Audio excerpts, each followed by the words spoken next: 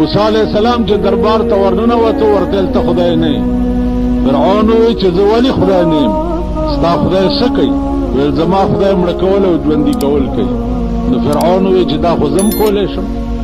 You سړي باندې د مرګ حکم کړی و، هغه یې پرېښو، یو نه سړی راونیو، هغه یې مړ کړ. وګوره مړی مې ژوندی کو، ژوندی مې مړ کړ.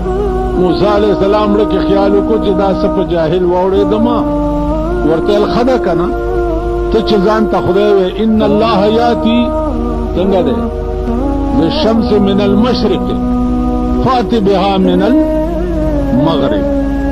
زما خدای نور د دې طرف راخېږي، که ته خدای نو د دې خوا نه راوخېږه. نو الله فرمایي چې فبهت الذي کفر. فرعون حیران پاتې او په موسی علیہ السلام پسې شو. موسی علیہ السلام مخکې منډې والې او د سره د فوج ورپسې منډې والې. چې دریاب ته ورسېده نو الله پاک موسی علیہ السلام ته په دریاب کې 12 لارې جوړې کړې، ځکه چې دیو سره د ملګرو 12 لارې.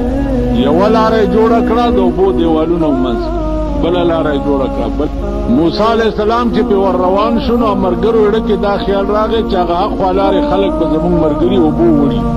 نو الله ورته په خپل قدرت کامله سره په اوبو کې کړکۍ جوړې کړې.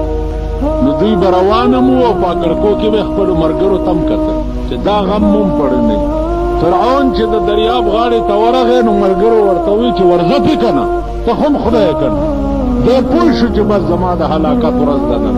غیرت ونیوه او پې ورګډي چې په لارو ور روان شو چې سره د فوجه او سره د ملګرو د دریاب منځ ته ورسېده.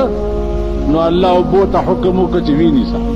په اوبو یې راونیوه چې د الله د قوت مظاهره وکړي. اوبه څوک رانیوی نه شي.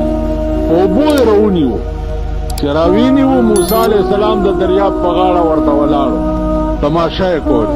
چې راوینیوه څه وخت کې آواز یې وکړو موسی علیہ السلام ته، وی ستا خدای منمه که خلاص مې.